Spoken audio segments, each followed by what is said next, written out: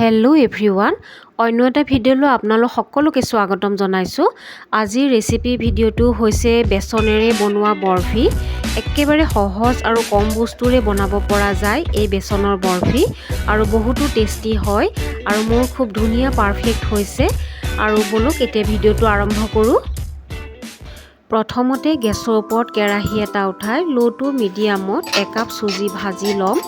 চুজিৰ কেঁচা ভাৱটো যোৱালৈকে ভাজিব লাগিব, আৰু 2 মিনিটৰ কাৰণে এই চুজিখিনি মই ভাজি লোৱা হৈ গ'ল।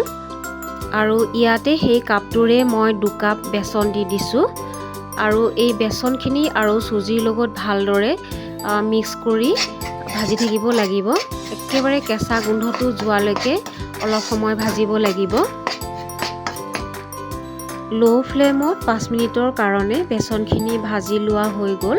আৰু এতিয়া সেই কাপটোৰ জোখেৰে মই 1 কাপ ইয়াতে ঘি দি দিছোঁ, আৰু ঘিখিনি দিয়াৰ পিছতো ভালদৰে লৰাই মিক্স কৰি লৈ বেচনৰ লগত ঘিখিনি মিলাই ভাজি থাকিব লাগিব। কণ্টিনিউ লৰাই থাকিব লাগিব। বেচন আৰু ঘিৰ পৰা ধুনীয়া গোন্ধ এটা ওলাইছে। আৰু এতিয়া মই ফ্লেভাৰৰ কাৰণে ইয়াতে ইলাইচি গুড়ি অকণমান দি দিছোঁ।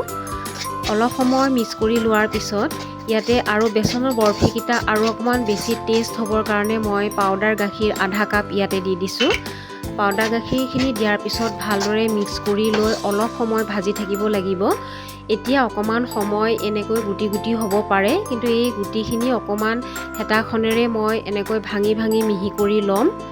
এতিয়া চাব, খুব ধুনীয়া অলপ পিছতে মিহি হৈ পৰিব। বেচনখিনি 1 মিনিটৰ কাৰণে এনেদৰে লৰাই লৰাই ভাজি থাকিব লাগিব। আৰু আনফালে মই চেনি চিৰাপখিনি বনাই লওঁ। এয়া চাওক, মই 2 কাপ চেনি দিছোঁ, আৰু ইয়াতে মই 1.5 কাপ পানী দি দিম। এয়া বেচনৰ বৰফিটো বনাবৰ কাৰণে চুজি 1 কাপ লৈছোঁ, বেচন 2 কাপ লৈছোঁ, আৰু এতিয়া মই চেনি 2 কাপ লৈছোঁ। আৰু চেনিখিনি গলি যোৱালৈকে ভালদৰে এনেকৈ লৰাই থাকিব লাগিব।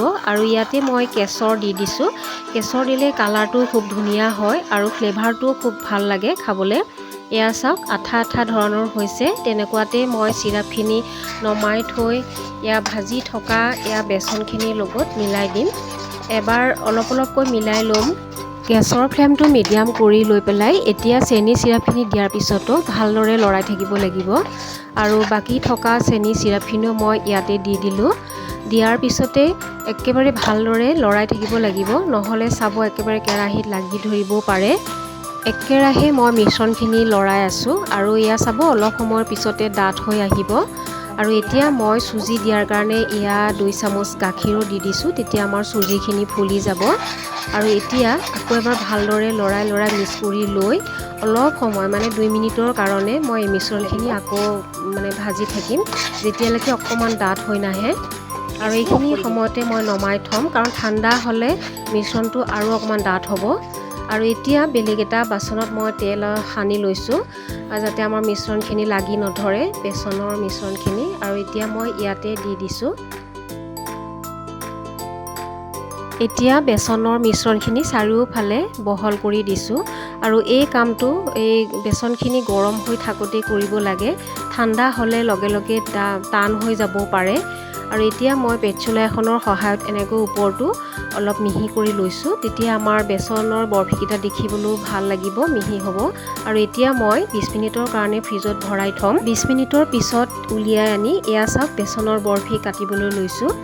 আৰু এই বেচনৰ বৰফিখিনি আপোনালোকে ফেনৰ তলত থৈ দিলেও হ'ব। মই ফ্ৰিজতে থৈ দিছিলোঁ খুব সোনকালে হ'বৰ কাৰণে। আৰু এয়া চাওক, খুব ধুনীয়া হৈছে, আৰু ইমান ধুনীয়াকৈ মই কাটিব পাৰিছোঁ। দোকানৰ পৰা কিনি আনি খোৱাতকৈ ঘৰত বেচনৰ বৰফি বনাই খালে বহুত বেছি সোৱাদ হয়, আৰু কম খৰচতে বনাব পৰা যায়। আৰু চাওক ইমান ধুনীয়া হৈছে। আৰু মই এটা ফালিও দেখাইছোঁ, খুব ধুনীয়া হৈছে বেচনৰ বৰফিকেইটা। আৰু পূজা আহিছে, পূজা বুলিয়ে মই এয়া বেচনৰ বৰফি বনালোঁ, আপোনালোকেও ট্ৰাই কৰিব পাৰে। আৰু আজিৰ এই ভিডিঅ'টো আপোনালোকৰ কেনেকুৱা লাগিলে, যদি ভাল লাগিলে তেতিয়াহ'লে লাইক এটা কৰিব, আৰু মোৰ চেনেলটো ছাবস্ক্ৰাইব কৰিব। আজিলৈ আহিছোঁ, থেংক ইউ।